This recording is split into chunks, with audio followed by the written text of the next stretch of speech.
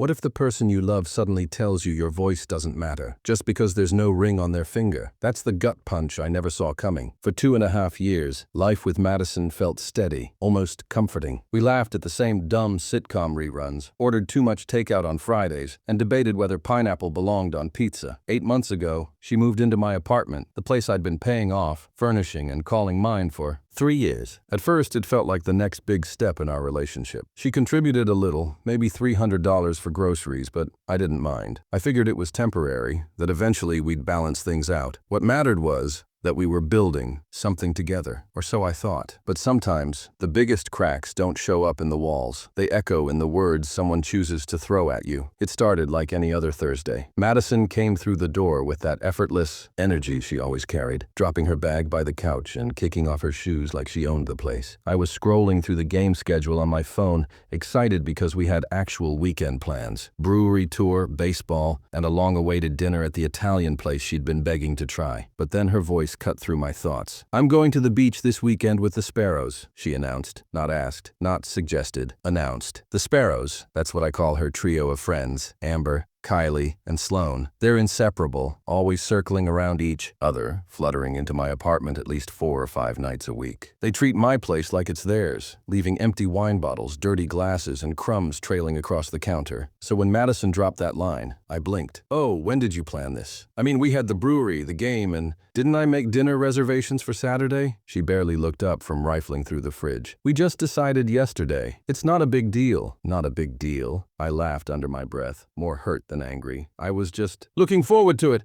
"That IPA on tap." She whipped around, eyes sharp. "Ryan, seriously, you're being clingy." The word hit harder than I expected. "Clingy? Madison, I'm not saying you can't go. I just thought, we live together. It's normal to at least—" "That's exactly the problem." She snapped. Her tone had an edge I'd never heard before. "You think because we live together, you get to have opinions about everything I do. Well, you don't. You don't get to have a say because we're not married." Silence swallowed the room. Her words weren't just dismissive. They were cold, like I wasn't her partner, but a stranger with no claim. I just stood there, frozen. Something clicked in me. It wasn't rage, not even sadness, more like clarity, the kind you get when a puzzle finally makes sense. She was right about one thing. We're not married. But the weight of her statement cut both ways. She tossed in another dagger before walking off. "Besides, you knew I wasn't the type to ask permission. That's never changing." And just like that, the conversation was over for her. For me, it was the start of something unraveling. Later that night, I sat alone in the living room while she packed for the trip. No apology, no second thoughts. Just a quick kiss on my cheek in the morning as she left, like everything was perfectly normal. Meanwhile, my chest felt hollow. I looked around my apartment, the gym equipment I'd sold off to make space for her vision board corner, the living room that constantly reeked of cheap wine and laughter that wasn't mine, the television I rarely controlled because the Sparrows claimed it for movie nights, and I thought about all the times I'd bent. The nights I'd said, "Of course, go ahead," when her friends called. The plans I'd shelved so she could be there for someone else's drama. The meals I'd skipped so she could enjoy her favorite takeout with her group. And yet, when I wanted just one weekend with her, I was told my opinion didn't matter. That morning, I dragged myself to the balcony, still trying to process. Mr. Callahan, my widowed neighbor, spotted me. He's the kind of man who speaks in short sentences that feel like riddles. He leaned on the railing, looked at me and said, "Son, sometimes people tell you exactly where you stand with them. Believe them." His words stuck like glue. Madison had just told me where I stood, outside the circle, beyond the voice, stripped of say. Now the question echoed louder than anything. Was I supposed to keep living like this? Or was this the moment I finally woke up? Update 1 day's passed, and Madison was still at the beach, parading her freedom across Instagram. Story after story filled my feed, clinking glasses, neon cocktails, matching swimsuits, the same rehearsed poses on the sand. Normally I'd scroll past and shrug, but this time, every caption felt like it was written for me. Finally free to be myself with the girls. Another one. No asking permission needed. Harmless on the surface, but my gut twisted with recognition. Those weren't just fun captions. They were pointed, sharpened, and aimed like darts. The old me would have sulked in silence, maybe cracked open a beer, stared at the ceiling, told myself I was overreacting. But this time,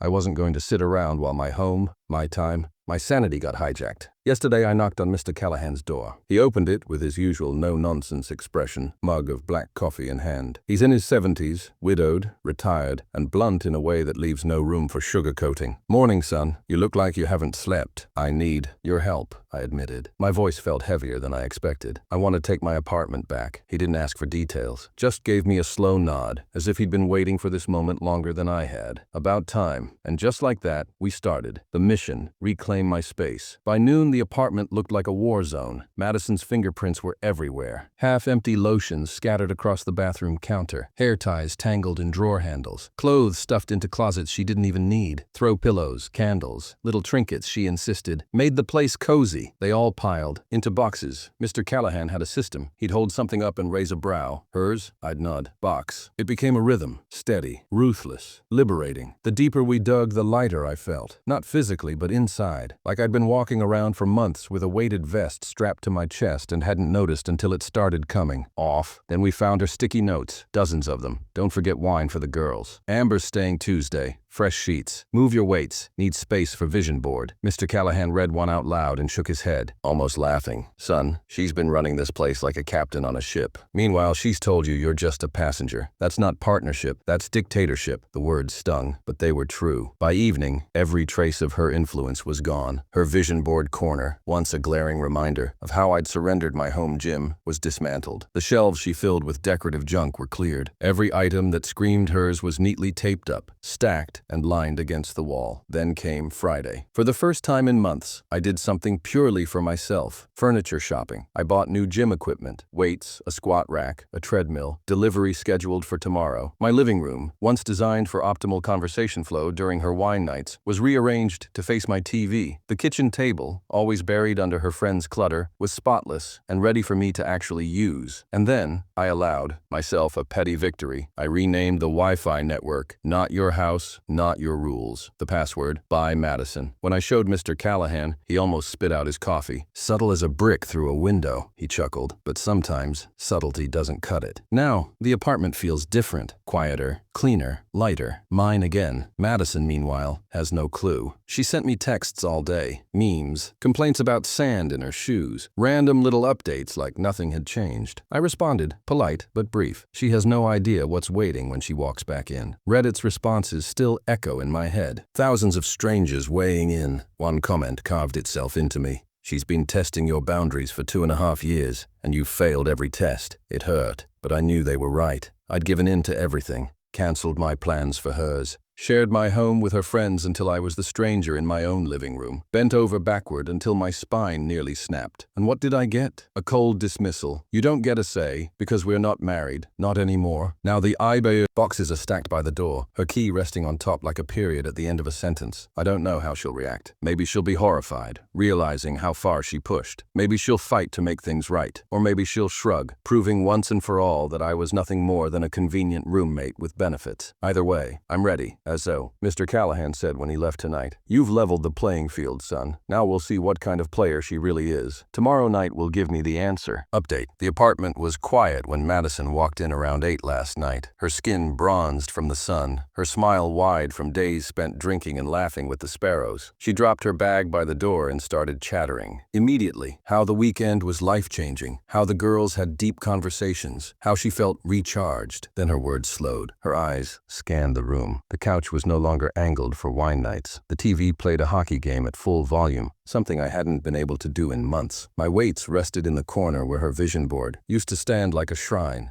And then she saw them, the neat stacks of boxes by the door, her name scrawled across each one. "Ryan," her voice cracked with confusion. "What is all this?" I muted the game, leaned back, and said evenly, "Your things. Figured you'd want them back." She rushed to one of the boxes, tore the tape open, and pulled out bottles of skincare. "Why are my things packed away? And where's my vision board corner?" "Oh, that?" I said casually. "I set up my gym again. Haven't had a decent workout in months." Her confusion twisted into disbelief as she walked the apartment, noting every change. The walls weren't filled with her clothes. clutter. The table was clean. The throw pillows she adored. Gone. You rearranged everything. Yep, I answered, eyes fixed on the game. Turns out I have a lot more space when it's just my stuff. Her phone buzzed, and she instinctively tried to connect to the Wi-Fi. I watched the exact second she noticed the new network name. Not your house, not your rules. She froze, then looked at me, her face shifting from puzzlement to anger. Are you serious right now? Dead serious, I replied. What's the password? All caps. By Madison. The glare she gave me could have cut steel. She typed it in anyway. Connected, then just sat staring at her phone like it had betrayed her too. This is ridiculous, she snapped. You're acting like a child. I turned to face her fully, my voice calm. Am I? Because I thought I was acting like someone making decisions about his own life. After all, you told me I don't get a say, since we're not married. Her face fell. For the first time, I saw genuine realization flash across her features. Ryan, wait. If this is about what I said before I left, I didn't mean it like that. How did you mean it then? I asked quietly. She dropped onto the couch, my couch, in its new position, and for once, her confident posture crumbled. I don't know. I was trying to make a point about independence. Mission accomplished, I muttered. Silence settled. Then she asked, so what? You want me to move out? I want you to understand something, I said firmly. You told me I don't get opinions because we're not married. That works both ways. You don't get to live in my space, use my resources, let your friends overrun this place, and then treat me like a disposable roommate. Her voice wavered. That's not what I meant. It's what you said. And more importantly, it's how you've acted for years. Her defenses scrambled. Look, the girls come over a lot, sure, but they're important to me. They're welcome to visit. I cut her off. But this isn't their second home anymore. This is my apartment. I pay for it. I make the rules. The next hour was a carousel of arguments. She cycled through every stage. Denial, anger, bargaining, rage. She called me petty, controlling, immature. I stayed calm. Every boundary I laid out was simple. Respect my space, respect my time, respect me. And every time she raised her voice, I repeated the same line, steady and unshaken. You're right. We're not married. This is my house. These are my rules. By 10, she was furious enough to call Amber. I could hear Amber's high-pitched indignation blasting through the phone. He's losing it, Madison. You can't let him do this. Madison hung up with trembling hands. Amber thinks you're having some kind of breakdown. I shrugged. Amber can think whatever she wants. In her own apartment. Her face flushed. What's that supposed to mean? It means the Sparrows' wine nights are no longer happening here. That broke her. She started shouting about control, manipulation, isolation. She accused me of cutting her off from her friends. Madison, I said, voice steady. You can see your friends whenever you want. You can go on trips, throw parties, drink wine till sunrise. You have complete independence, but you're not doing it here anymore, while disrespecting me in the process. By 11, she was storming out the door, muttering about heading to, Amber's. Her parting shot. We'll talk when you're being rational. The door slammed. Silence filled the apartment. This morning, Mr. Callahan knocked, coffee and donuts in hand. Heard some shouting last night. Everything all right, son? I told him everything. He listened, then nodded slowly. She'll be back. Question is, does she come to apologize or to fight? That'll tell you all you need to know. Now I sit in my living room, hockey game muted, coffee steaming, my new gym equipment waiting in the corner. For the first time in months, I feel peace, not fragile peace, real bone-deep calm. Do I still love her? Yes. But here's what I finally understand. Loving someone doesn't mean surrendering your dignity, and I won't do that again. The next day hung heavy in the air. Madison hadn't called. The apartment, my reclaimed sanctuary, felt strangely, still, almost expectant. I sat on the couch, sipping coffee, replaying yesterday's confrontation in my head. Every glare, every shouted word, every pause, the memory burned like embers. Then the door clicked. She was back. I could hear her keys rattling, the soft drag of her suitcase across the floor. She stepped in cautiously, scanning the apartment like a stranger in her own home. Her eyes landed first on the boxes, then on the gym equipment, and finally on me. Ryan, she started, her voice low, hesitant. I didn't expect all this. I didn't respond immediately. I just studied her face, the faint tan from the beach, the tension in her shoulders, the hint of uncertainty in her eyes. Maybe I overreacted before, she continued, almost whispering. I didn't mean to disrespect you. Her voice trailed off. Just what? I asked, leaning forward, elbows on knees. You've spent 2.5 years turning my home into your playground, letting your friends over constantly, pushing my plans aside, and now you're telling me it was all accidental. Her jaw tightened. It wasn't like that. I thought you'd understand. I thought it was normal. You've always been accommodating, Ryan. I took it for granted. I leaned back and let out a slow breath. I think that's the point. You've taken it for granted for too long. And yesterday, you saw what happens when the rules change. When the person who's always said yes finally says no. Her eyes flickered to the Wi-Fi router, then back at me, her lips pressed into a thin line. You're serious about all of this. Dead serious. She paced the room, hands clutching at her hair, frustration radiating off her. You think this makes you, what, powerful, controlling? No. I think it makes me someone who finally respects himself. I replied evenly. I'm not trying to control your life. You're free to go out, see your friends, take trips, but you're not doing it here at the expense of my comfort or my voice. That ends now. Her gaze softened for a moment, but the defensiveness returned instantly. Ryan, we can work this out. We can compromise. You're overreacting. I'm not overreacting, I said, standing up.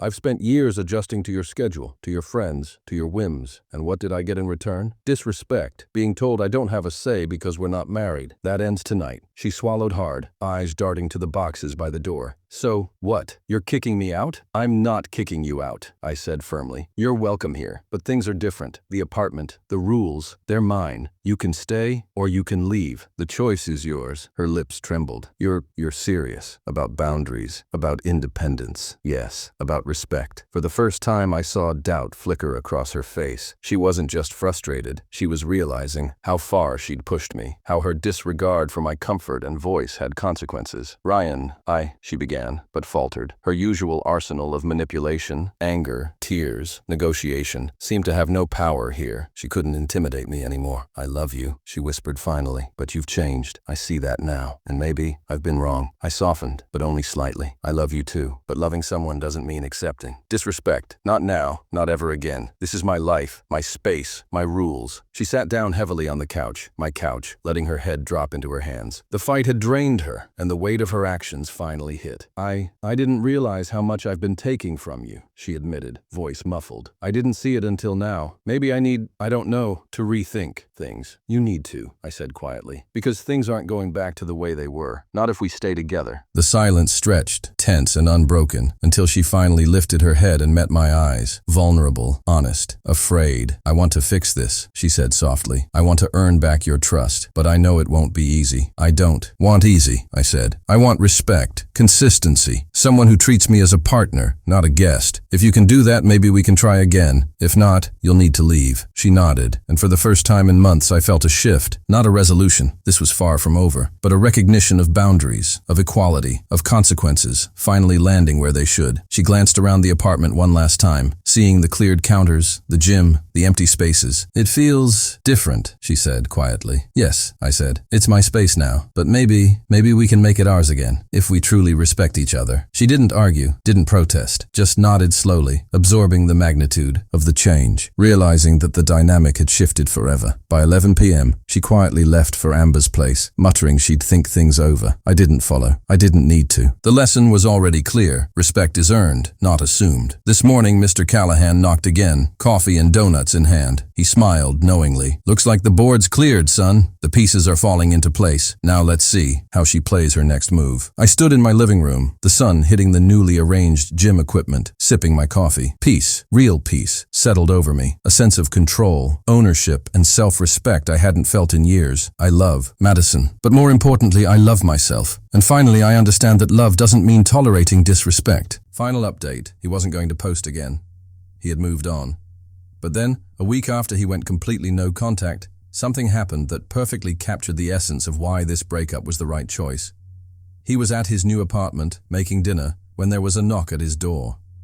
Through the peephole, he saw Zoe standing there with flowers and a shopping bag. He didn't answer. She knocked again. Aaron, I know you're home. Your truck is in the lot. Please just let me explain. He stayed quiet. She tried to tempt him with his favorite Chinese food and beer. Still nothing. Then she pulled out what she clearly thought was her ace card. Aaron, she said, her voice wavering. I'm pregnant. Aaron froze. His hand was on the doorknob, ready to swing it open and demand an explanation, but something stopped him. He pulled out his phone instead and sent a text to his brother. Zoe is at my door claiming she's pregnant. Can you come over? His brother responded immediately. On my way. Don't open the door. Zoe stayed for another 20 minutes, her story getting more and more desperate. She had just found out. She was scared. They could work through their problems for the baby's sake. When his brother arrived through the back entrance, they listened to her sob story together, recording it on his phone. After 40 minutes, she finally gave up and left the food and flowers by the door. Erin was almost certain she wasn't actually pregnant. If she was, she would have led with that weeks ago. But the lies didn't stop there. He got a text from a friend who worked at her company. Dude, Zoe is telling people at work she's pregnant with your baby and you abandoned her after a fight. Thought you should know. It was a classic move. Create a narrative where she was the victim and he was the heartless villain. Erin texted Miller asking for advice. The cop called him within the hour. This is harassment now, Erin. She's making false claims that could damage your reputation. You need to nip this in the bud. Miller's advice was simple. Fight lies with truth. Erin drafted a group text to their mutual friends from college and the couples they used to hang out with. Hey everyone, heads up that Zoe and I broke up 2 weeks ago after she chose not to help me when I was injured in a car accident. She's now claiming to be pregnant and telling people I abandoned her. Just wanted you to hear the real story from me. He attached screenshots of their texts and his friends' warning about the workplace lies. The reactions came in fast. Shock and disbelief, both about the accident and the lies. 2 friends said Zoe had already told them the pregnancy story, claiming they broke up because Erin was